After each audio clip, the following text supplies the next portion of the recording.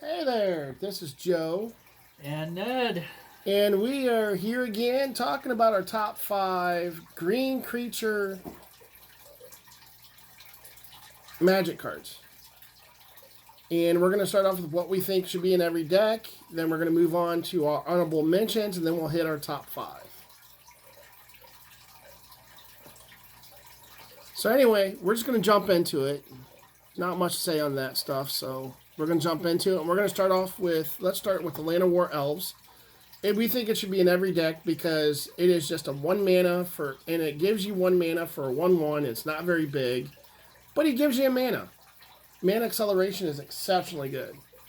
I agree with that. The Llanowar Elf has been around since the very beginning of Magic the Gathering, and it's a staple in every deck that plays green. And when we say Land of War Elves, we're also including other cards such as Elvish Mystic and several others. Arbor Elf, Fenhorn Elves, just the list goes on.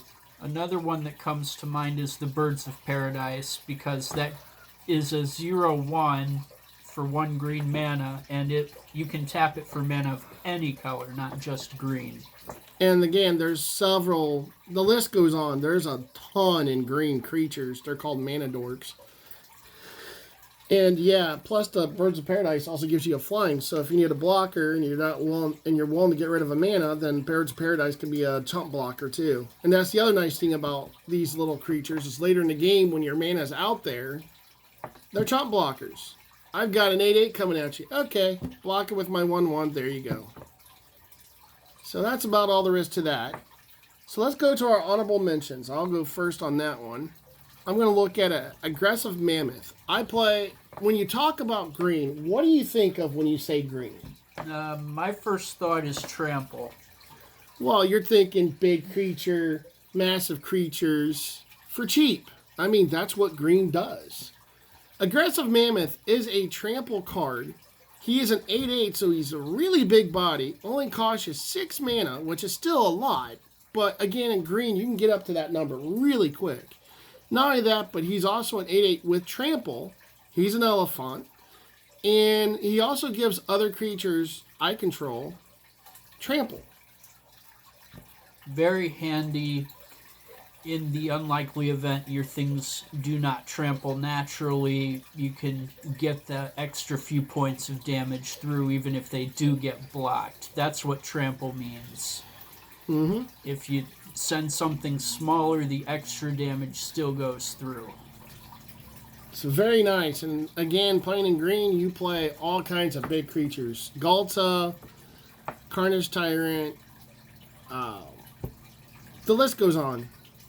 And most of them have trample, but there's a lot of creatures like Hydras. A lot of those don't have trample, and those get bigger and bigger, so having trample is really nice.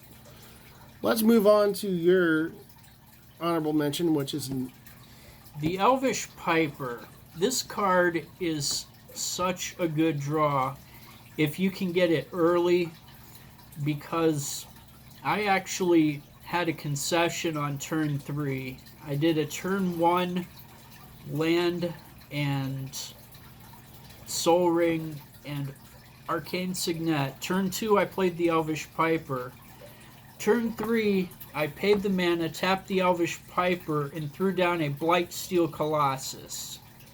That is trample and infect, and like I say, my opponent conceded on the spot as soon as he hit the table. I didn't even have to attack with it. So Elvish Piper helps you get your big stuff down for very cheap, and it's a brilliant play when you can get it early. what's even better is I had an Eldrazi deck, and yeah, he would come into play. I'd be throwing out a 10, 12, 15 mana creature for 1 mana. Exceptionally nice. So we're going to move on to my last honorable mention. This one I don't play as much, but I think when you do play him, he, again, a big body, 6/6 for a 5 is really good value. But he does so much. And I wanted to put him in my top 5, and I mean, he's borderline with a couple of my other ones, but I just didn't play him as much as some of my other ones. But with him, he is vigilant, which means that when he attacks, he does not tap, so that way he can still block on the blocking turn. He has reach, so if you have something flying, he can block a flyer. And again, that massive keyword that we see in a lot of green, trample.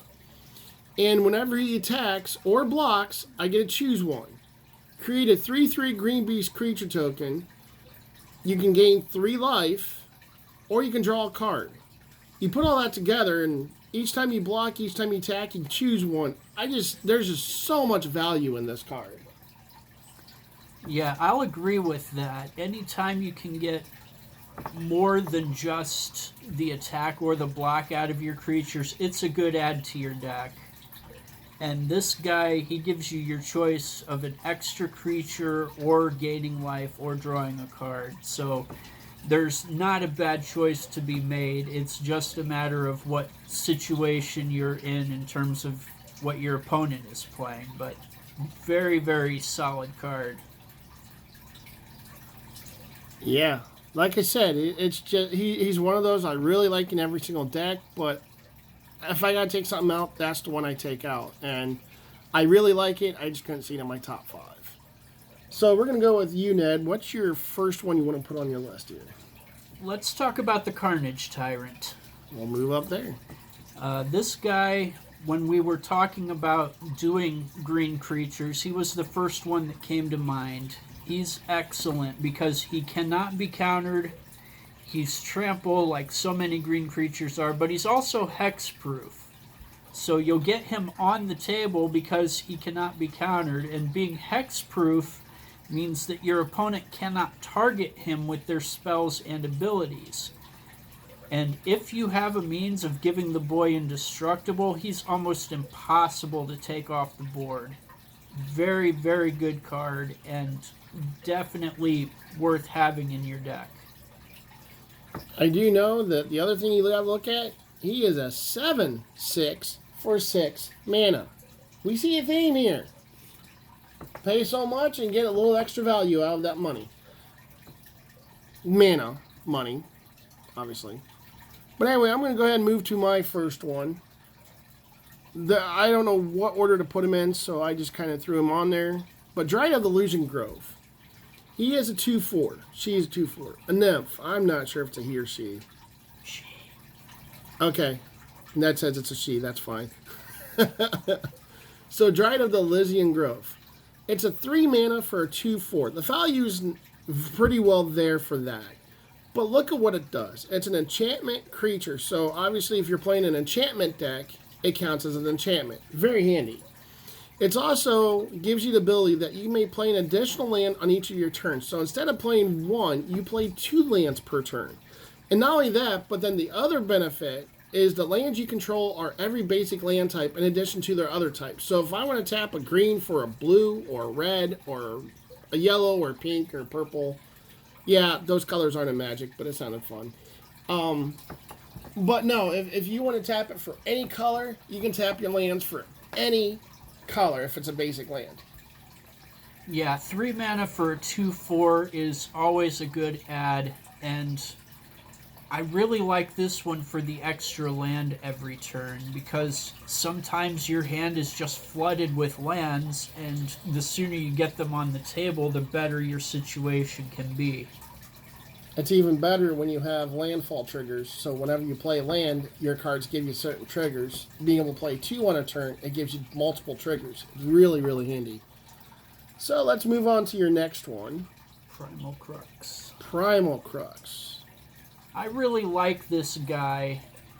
He's 6 green to play, but he's a trampler, and his power and toughness are equal to your devotion to green. In the modern format, I have won games with this guy on turn 4. It's just obnoxious how large he can get in a short amount of time. And again, being a trampler, that extra damage is going to get through. Even if you block him with an 8/8, if your boy is a 12, that 4 damage is still going through. And mid to late game, there's not much that's going to overpower him.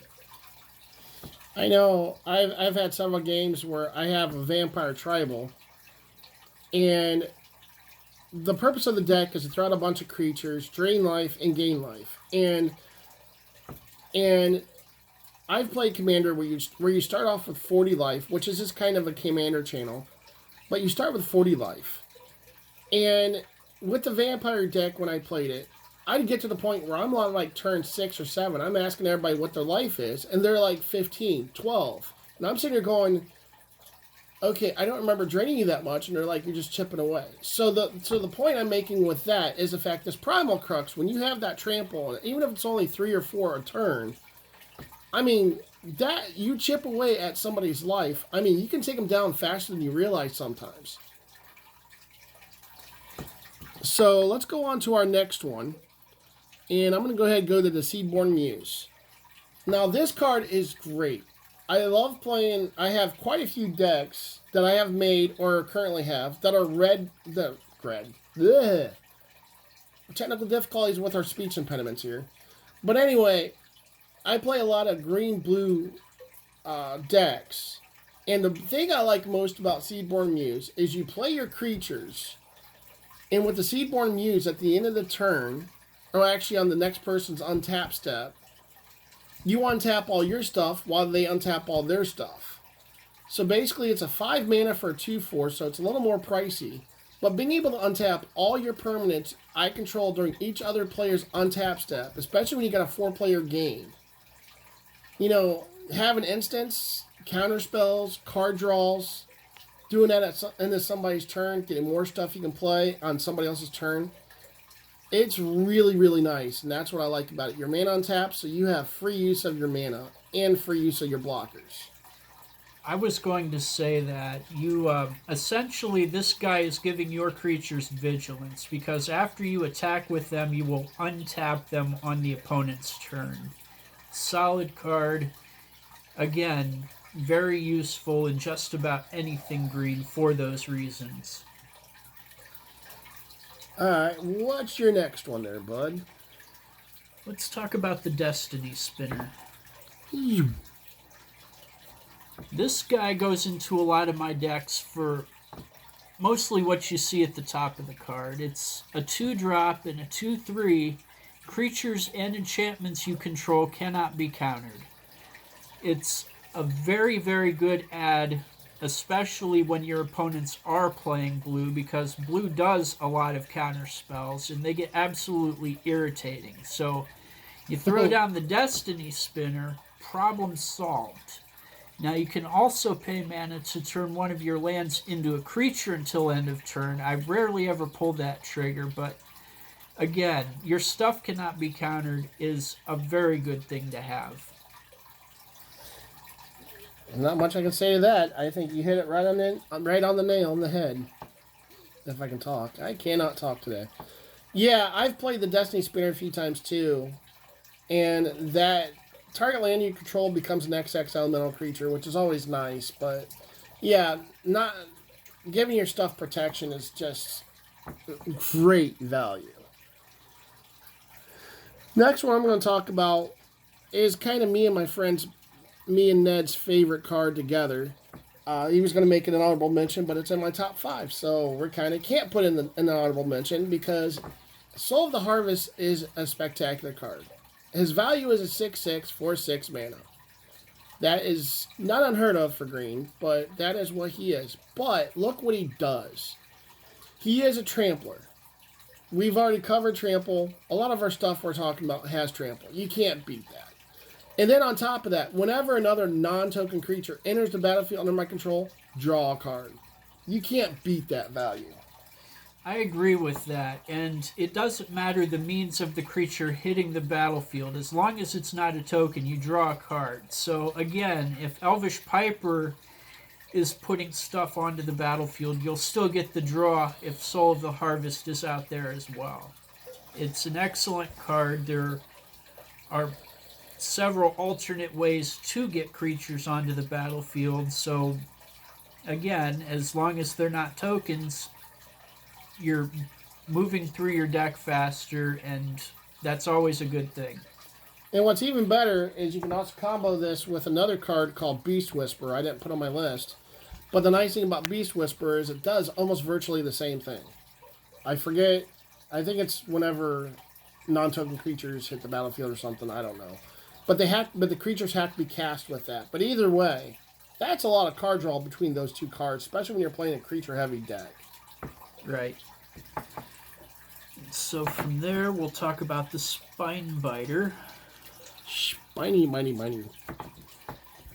Spinebiter. He's a little bit heavier on the mana cost. 6 for a 3/4, but he has Infect. And the way Infect works, when he does his damage, instead of your opponent losing life, they get that many poison counters, and it only takes 10 poison for that opponent to lose the game.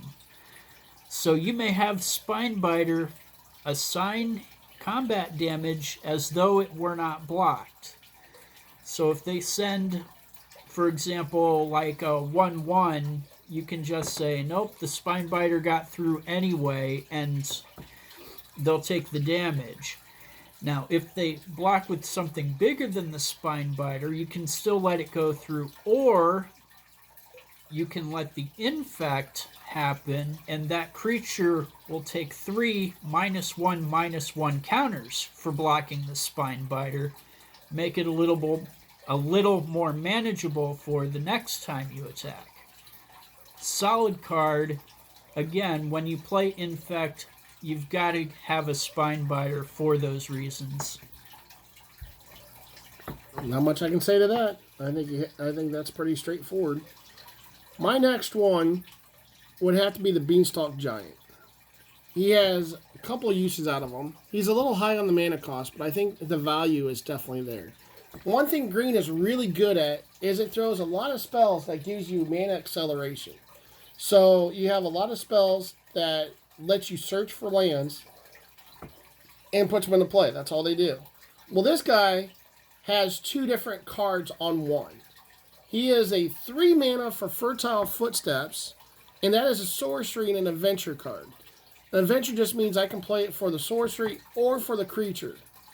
When I play it for the sorcery, I may search my library for a basic land card, put it onto the battlefield, and then shuffle my library. And not only does it go on the battlefield, but it is untapped. So if I have a Land of War in my hand, I could get that down, get a land, and tap the land for a Land of War or some other mana dork that's 1 mana.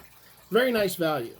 And again, for the 6 mana, after you do that, then you put in exile.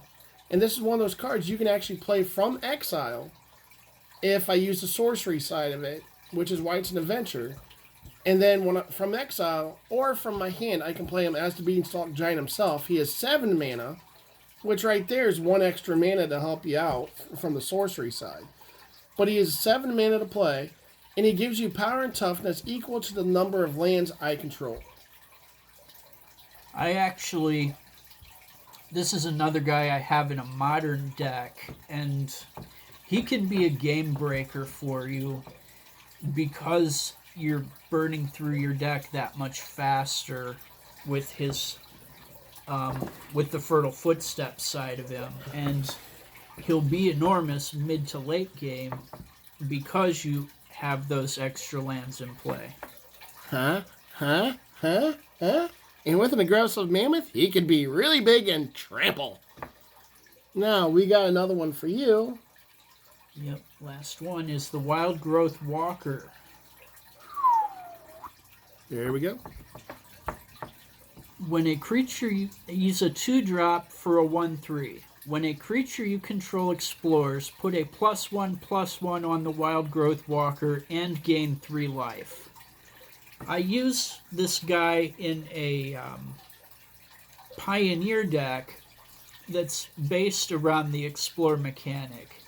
And it's tremendous because the creatures explore naturally, and I play 4 of the Path of Discovery that gives them an extra explore. So every time those creatures explore, your boy gets the +1/+1, and you're gaining 3 life. It's absolutely obnoxious how large he can get.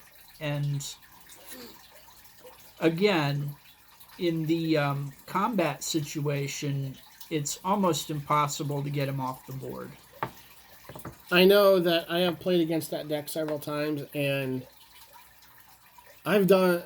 You got to have removal for this guy, and to make it even worse is the fact that not only do you have to have removal, but then the frustrating part is you can get rid of one with a removal, then you pull out another one, and with all your explore that you do, I mean your creatures are just naturally getting bigger in the first place. So I mean there are already going to be problems anyway. But then this guy is just you got to focus on him, which keeps some of your other stuff open, which makes it that much more of a headache of a deck because you have to target this guy over anybody else. And you have a bunch of guys that can explore twice or 3 times with the Path of Discoveries, and it's just that deck, if it's not under control, is just a headache. Right, and the way Explore works, when the creature hits the battlefield, you reveal your top card. If the card is a land, you put it into your hand. If it is anything else, you can either put it on top of your deck or into your graveyard. So it's deck acceleration on top of the +1/+1 counters you're getting for the Wild Growth Walker. You're getting essentially 3 effects from one game mechanic. It's a beautiful thing. Absolutely. And the last one I'm going to get to, and I've talked about Hydras already, but I got to talk about the Mana Gorgon. I have almost single-handedly, in a game of Magic, by turn 3 or 4, I think it was turn 4, where I almost single-handedly took out everybody, or I took out one guy in a 4-player game and almost took out a second guy because this guy can get big really quick. He's a 3 mana for 1/1, and that don't sound like much. He's a trampler, and again on a 1/1 does not make sense. But whenever a player casts a spell, and especially if it's later in the game, you may put a 1/1 counter on this guy. I almost have him as an auto-include in most of my green decks because any spell that is played, he gets a 1/1. I know when you get him down, if you can get him down on turn 2, which I have done numerous times, and if nobody keeps him in check and everybody's playing one or more spells on each turn, he can very easily be a 5/5, 6/6, or even an 8/8 by the time it's your next turn. And I mean, that's really big early game with trample. Right. And we seem to be emphasizing trample today. It's a beautiful thing, and green seems to do it better than all of the other colors. And I don't have a lot to add to what you said, but it's when any player casts a spell. Anything that is not a land is a spell, be it artifact, enchantment, creature, or otherwise. So essentially your opponents have to stop playing their decks if they don't want counters to go on this guy, and it's an awful thing when he does get into that mid to high range. I think there was a game, I wasn't with you, but I think there was a game where nobody had anything on the board. And within 2 turns, I think I was hitting, and it was just late enough in the game where most of the counter spells were already played, and I snuck this guy out. And a lot of spells were played on the turn all the way around the board, and then again. And by the time I got back to my board, nobody had an answer for it. I was hitting for almost 22 to 23 damage in one shot. And the guy I attacked was a lower creature number on the board. So when I hit, he didn't have a lot to block with. So, I mean, I knocked him down to almost 5 life in one shot. It was just a massive shot. I lost the game because next turn somebody drew a destroy spell. But still, I almost took somebody out with this card. Very nice. That's all I got. All right, well, that is our top 5 green creatures. Top 10, technically. 5 between us. But, guys, stay tuned. We will come up with more Magic stuff, and we'll make sure it's even more exciting next time. I apologize for the quality on the screen with the flashing going across it, but I don't know if that's, I think it's just a quality of my laptop to my phone. I would like to get an actual camera, and I will do it eventually. But, stay tuned. Give us a thumbs up, like, share, subscribe, and you guys be blessed and have a great day. See you next time.